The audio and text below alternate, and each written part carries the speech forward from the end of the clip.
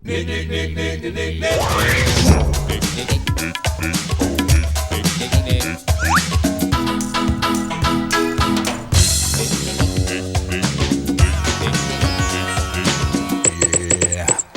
Kick it.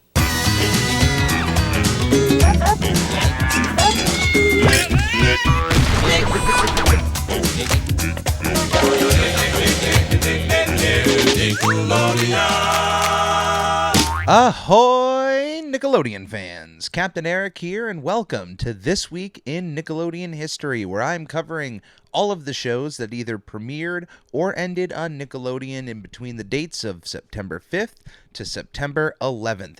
And this week, we're starting with a brand new show, as on September 10th, 2021, we will see the premiere of the brand new Smurfs television series on Nickelodeon, another Smurfs series in the long-running Smurfs series. It dates all the way back from October 23rd, 1958, and continues on to this day as a beloved property in both television, film, toys, and even video games. The Smurfs have pretty much done it all, and they're one of the most marketed characters I can think of. They're very beloved around the world.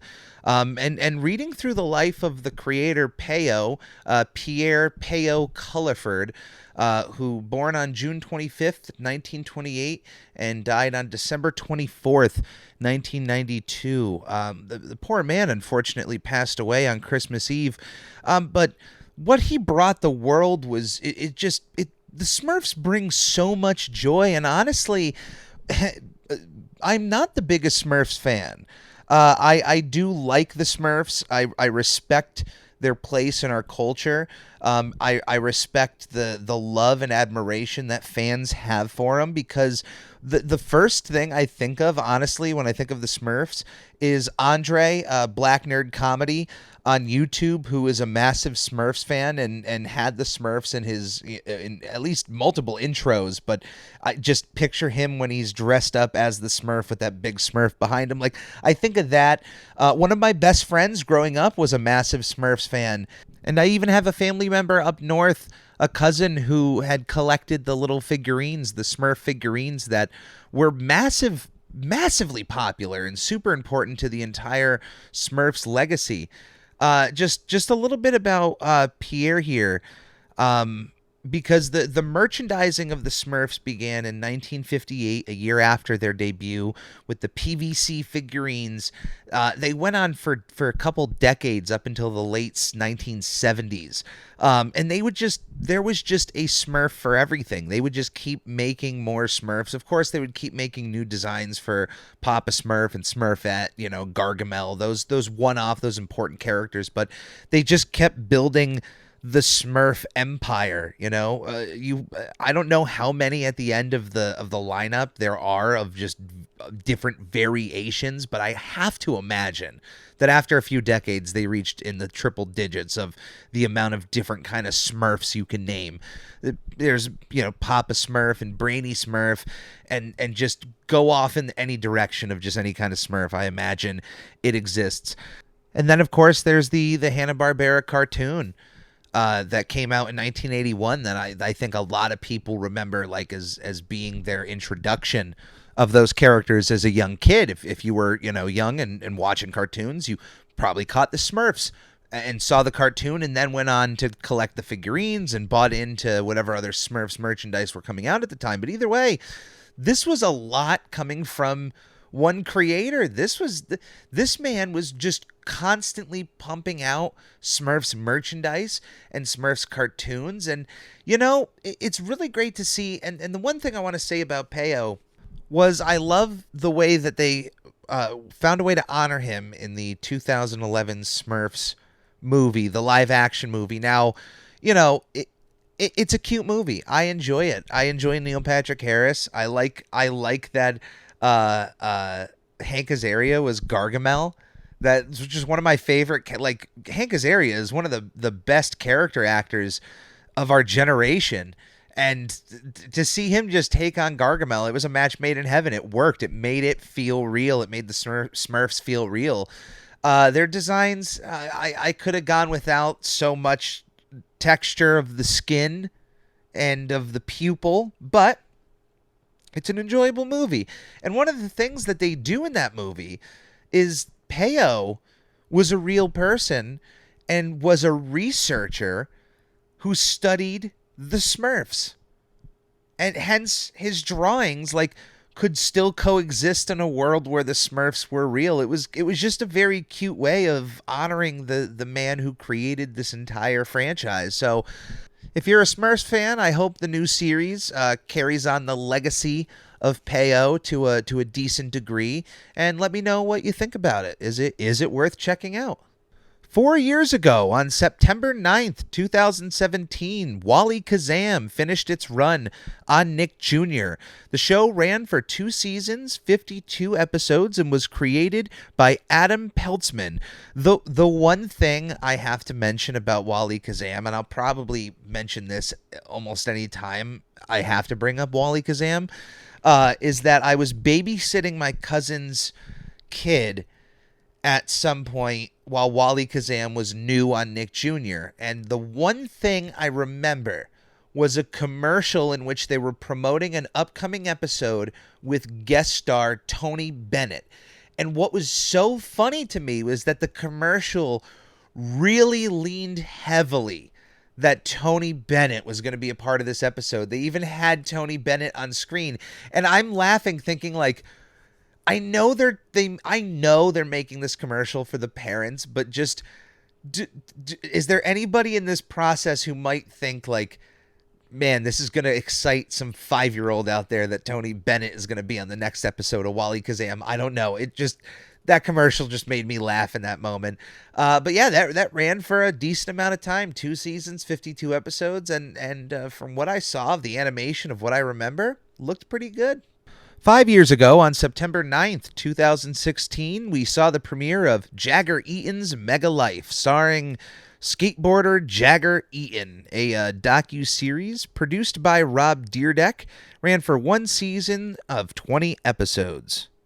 11 years ago, on September 6th, 2010, NFL Rush Zone premiered on Nicktoons Network. Directed by Rohitash Rao, the show takes the concept of NFL teams and just adds that on top of a complete narrative structure with heroes, villains, and a space for a bunch of well-known NFL personalities to make their way onto the show. It ran for 3 seasons and 65 episodes. 14 years ago, on September 8th, 2007, iCarly premiered on Nickelodeon. Created by Dan Schneider, the show ran for 6 seasons and 97 episodes. And it is what I believe probably the most beloved live-action series Nickelodeon has ever had. There are certainly shows that are up there in its popularity. Shows like Drake and Josh, Kenan and Kel, All That, Victorious, Zoe 101, the list goes on. They're all very popular, but maybe it's because of the recent reboot and I just have recency bias, but iCarly it hit a certain level. It hit the right time, and I think it was just all the right pieces coming together. A lot of these actors were already, faces that you were used to seeing on Nickelodeon, and you kind of watched them grow up, and now they're playing new characters. Of course, I'm talking about Miranda Cosgrove and Jerry Traynor, both coming from Schneider's previous show, Drake and Josh. But here they are playing completely new characters and just reinventing themselves right in front of your eyes and introducing us to some of the most beloved Nickelodeon characters out there. I can't say enough good things about it. It stands the test of time. Certainly the reboot is a beast of its own. It has matured with its audience, and I am thankful that Nickelodeon, Paramount, Viacom, whoever allowed it to do so. It's still appropriate for a family audience while knowing that the real people who are going to tune in week after week, season after season, are going to be the fans who grew up with the original. And if you keep speaking down to a younger audience, those people might tune out. And I think with that regard, it's one of the most, I'd say, successful revivals I can think of. And there's a ton of successful revivals out there, but this one just, it's hitting everything perfectly, and I'm glad all who came back did so. I would love to see Jeanette show up for one episode. I imagine that the fact that Miranda Cosgrove is an executive producer on the show and is essentially running it and is the captain of that ship, I would like to feel that Jeanette would feel safe going back, at least for one appearance. I would just love to see Sam, even for that one moment. Gibby, I would love to see return as well. And I'm glad everything is going well for them over there. I hope it lives on just as long as the original series got to. 16 years ago, on September 12th, 2005, Jack's Big Music Show premiered on Noggin, the sister channel to Nickelodeon that aired pretty much all of the preschool content during the day and then went to the teen content at night with The N. I watched a lot of Jack's Big Music Show, not because I was a fan or anything, but my younger brother was born in 2004, so this was on television right at that prime time when he would be watching Noggin all day, every day. So I saw a lot of Jack's Big Music Show, and from what I remember, it was a very adorable and enjoyable show. It certainly wasn't anything that I would run out of the room for. The show was created by David Rudman, Todd Harnert, and Adam Rudman. It ran for 2 seasons of 26 episodes. Also 16 years ago, on September 6th, 2005, we had the premiere of Go Diego Go on Nick Jr., the spin-off to Dora the Explorer, featuring her cousin Diego doing more animal-saving-based missions, whereas Dora would, go off to do fairy princess stuff or find whatever through the map. Nope. Diego is all about animals, saving animals, being there for animals, and teaching young viewers at least a little bit about animals. The show was created by Chris Gifford and Valerie Walsh Valdez, and it ran for 5 seasons of 80 episodes. 20 years ago, on September 10th, 2001, the television show Spunk premiered on Noggin. Yes, another Noggin show. It was produced by the Sesame Workshop and presented by Jonathan McLean, and is said to be close in style to Whose Line Is It Anyway? It ran for 1 season of 26 episodes. 25 years ago, on September 8th, 1996, Blue's Clues premiered on Nick Jr. Wow. This is a big one, and here we are. I'm actually recording this on the 25th anniversary of Blue's Clues. What a monumentous occasion this is. Blue's Clues was created by Tracy Page Johnson, Todd Kessler, and Angela C. Santomero.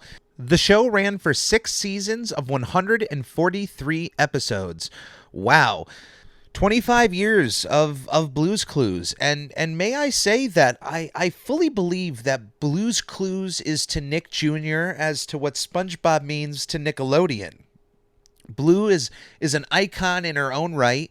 She can be just as marketed to people of my age, those people who grew up in the 90s, those 90s kids. Hey, we throw Blue right in with the other Nicktoons. She is just as welcome as any other cartoon character. And everything about that show, I'm so glad it gets to live on in 2021. The most recent iteration, Blue's Clues and You, from all accounts, it's a massive success and really shows the staying power of this world and this kind of television show, this format, this product that we have on our hands, and the fact that the continuity of the show has maintained for 25 years and respected. Think about that. Sesame Street just celebrated 50 years, and for all intent and purposes on that show, they've kept a basic continuity as far as adult characters coming in and out of the show. Of course, there's a bunch of secondary Muppets that will, show up out of nowhere and then they come and go as they please. But as far as, certain aspects of the street and whatnot, they've maintained a continuity. Blue's Clues has done the same. They've had to cycle out now 3 hosts. No disrespect to the multiple international hosts of Blue's Clues out there, and don't worry, I'm going to give credit where credit's due to all actors out there. But let's start out with Steve Burns here. Steve Burns, Steve from Blue's Clues, is an absolute icon, is an absolute legend, and Steve Burns, the man himself, from every interview I've ever heard from him, up to his absolutely nostalgic, gut-punching video that was posted late last night, celebrating the 25th anniversary of Blue's Clues. He seems like a genuinely nice person. He seems genuine, and honestly, that's why Blue's Clues works. They have found actors who just come off as genuine guys. And I love to see that. I don't know. There's just something about it, especially children's television can become real grimy at times. And sometimes you can see the blatant marketing, you can see the blatant just disgusting tactics that they'll try to sneak into shows, but some shows are just devoid of that and pure. Blue's Clues felt like one of them, and Steve was just felt like a trustworthy individual. And it's nice, at least knowing that the man behind that, the actor Steve Burns, seems like just as genuine as his character was on the television show. I absolutely have a lot of love for Blue's Clues. It was just one of those shows that even if I think we're out of the age range, it's nothing that's going to harm you. I think it's just one of those shows that even adults enjoyed watching. If you were a parent at the time that Blue's Clues was live on television, you can't tell me that you didn't get caught up in the Mail Time song. You didn't get caught up in the Goodbye song or all the Blue's Clues dances, hunting for clues. Come on. And even if you got overwhelmed with the amount of clue hunting your child did around the house, aren't you kind of happy looking back that they did that? By the year 2002, Steve stepped down from Blue's Clues. You got to imagine the amount of time spent talking to air, talking to a green screen, pretending to interact with inanimate objects around your house would kind of... It's a challenging job, but would kind of get old quick after a certain amount of time. So 2002, Steve Burns stepped down. And the man to fill the shoes as the new head of the house was, of course, Donovan Patton, playing the role of Joe, Steve's younger brother, who was being brought in to watch over his house, his dog, his salt and pepper shakers, his soap, his alarm clock, while he went off to college. It was an impactful moment, and man, I'm just saying, if you're someone around my age, and you're around today and you watched that video of Steve kind of addressing it and apologizing of how abrupt it was of him to just kind of up and leave his brother in charge. You know what? Think about it. That was impactful for a lot of kids at that time. Now, at 2002, I was 11 years old. By the time I heard Steve was moving on and going off to college, I was excited for him. Like, I was already outgrown from watching Blue's Clues on any sort of regular basis or anything like that, so I was aware and understood of the actor. Like, you do you, man. Go on to bigger and better things. And I was happy to see Joe. He, of course, was not as engaging for me as a host. I always will have a love for Steve, but your first will always have a bit of your heart. Joe, though, my brother, once again, being born in 2004, was around that time of watching the Joe era of Blue's Clues. So I saw my fair share amount of Joe, and I got to say, couldn't think of a better person to have the show passed on to. Joe was a wonderful host, and I think did a great job for the last few years of the show's run before it was finished up on August 6th, 2006. And its legacy lives on in the form of the reboot, Blue's Clues and You, although it's hard to really call it a reboot, even though some things are different, like Blue's animation. It's a continuation of the story. So far, Blue's Clues and You is up to 2 seasons and 37 episodes, and even has a feature film on the way that apparently is going to be in theaters, I imagine, about Josh and Blue auditioning for a Broadway musical. Look, if they had Steve and Joe a part of that plot as well, because they're doing, Steve and Joe have been a part of Blue's Clues and You since the beginning, in various roles that they play. Steve and Joe, the characters, obviously have jobs now outside in the world, but they play into plots, I guess, once in a while. And they're doing a lot of promotion for the 25th anniversary. So it'll, of course, be nice to see if those two stick around for the film. Now, Got to mention the Steve Burns video that came out this last 24 hours. If you haven't watched it, check it out. It's just a nice, wonderful message from Steve. People still think this guy passed away due to internet rumors that have been debunked for like decades now. But there's still, like, if you go into any comment section of that video, you'll still see people like, I thought he died. Like, this poor guy. One stupid post on E-Bomb's World, and then everybody thinks that, like, people for 20 years probably think you passed away. I have no idea.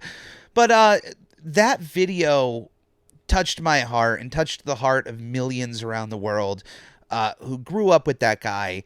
And it's just a nice little check-in. Please just do yourself a favor, but please get yourself some tissues ready, because if you were a fan of Blue's Clues, if you grew up with Steve, you are not ready for the feels that are about to come from that video. But I'm so happy that 25 years later we still have Blue's Clues around, and we have those actors that we can still celebrate. It's wonderful to see. And I imagine 25 years from now, there will still be somebody watching over Steve's house and his dog and his salt and pepper shakers and his alarm clock, and they'll still be hunting down clues with the kids of the world, and I hope that honestly happens. 28 years ago, on September 11th, 1993, Legends of the Hidden Temple premiered on Nickelodeon. Created by David G. Stanley, Scott A. Stone, and Stephen Brown, the game show ran for 3 seasons of 120 episodes. I absolutely love Legends of the Hidden Temple. It's my second favorite Nickelodeon game show, obviously right behind Double Dare, but because I would take the slopsicle course over the temple, although I don't know, I got to share the slopsicle course. Let me run that whole course myself. I could break the record, I'm telling you. But the temple, I've wanted to run. Now, of course, the show is being revived this year for an older audience, premiering on the CW. For longtime listeners of my content, for a while, I was tracking my weight loss. That I want to let you know I've maintained since then, and I've gotten down now 45 pounds from when I originally started. Now I've kind of plateaued a little bit, but I'm still moving forward with the same diet structure, and I'm still increasing exercise into my life, and eventually yoga is going to get back into my regimen. But yeah, I, of course, was not called for that show, but I just want to make one thing clear since this is brought up. One of the questions asked of this application form was, like, if selected, like, what would be the craziest thing you would do to get on Legends of the Hidden Temple?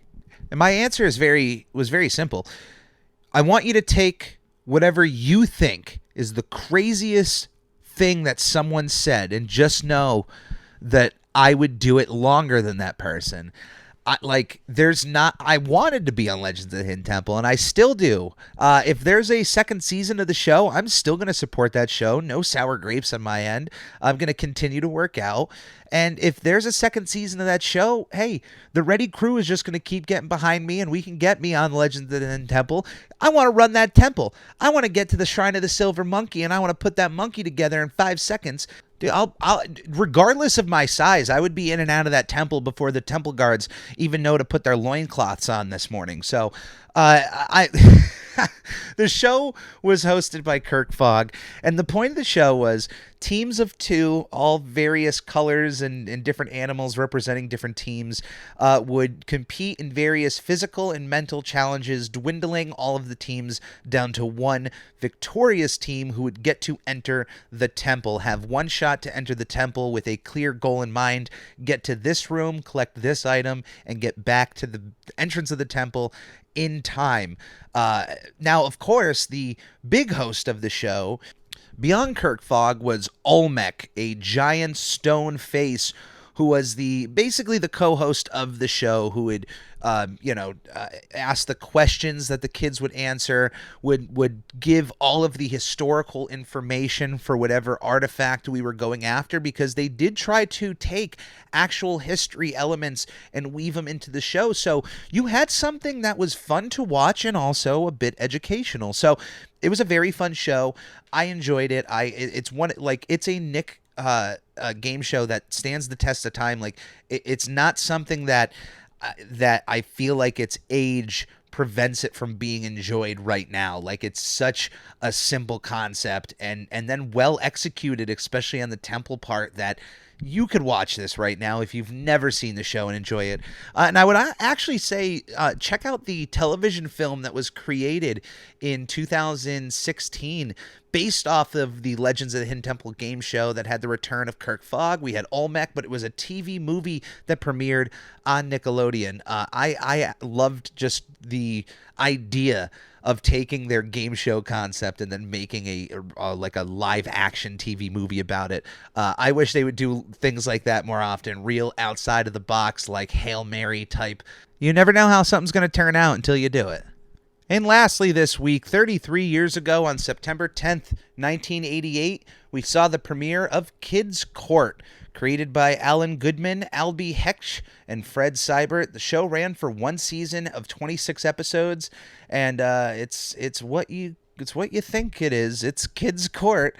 I think there is something to this concept, and Nickelodeon has tried a few times of having a serious style show. I mean, not saying that this was serious. I don't know if it was meant for comedy or if it was a serious type. Not like serious, like the kids were really taking this seriously, but Nickelodeon has tried things like this where kids' voices do matter, and I think there is something to this concept, and just I guess it claimed to utilize grievances made by children mailed to the studio. Each side of a grievance would be represented by a child in the audience, and at the end of their argument, children in the audience would cheer. The judge-o-meter, a cardboard rendering of an English judge with wig, with peak meters for eyes, would measure the decibels of the screaming, cheering children, and the side that generated the most screaming and cheering would win the argument. Oh yeah, just like how real court works.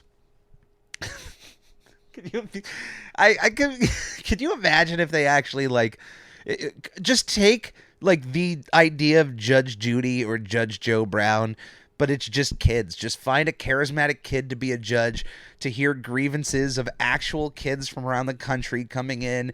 Two brothers, hey, my brother broke my toy. Why'd you do that? Well, because of this. Well, we find you guilty. And come on, take that element and just put some level of seriousness to it, and I think you would find yourself a fun show, even if it's just done in jest. Like little things like your punishment is, you're 1 week without your Xbox, like something silly like that. I don't know. But that is this week in Nickelodeon history. Thank you for coming along. If you enjoy any of the content I create, please like, subscribe, comment, do anything that other than pressing play that you feel like you can do. It is all appreciated on my end. Thank you for being a part of the Ready Crew, and we will see you here next week. On the Lord Hut, here a hut, Nick. On the Lord Hut, here a hut, Nick, Nick. On the Ricky Ticky Low, while living #1 Nickelodeon.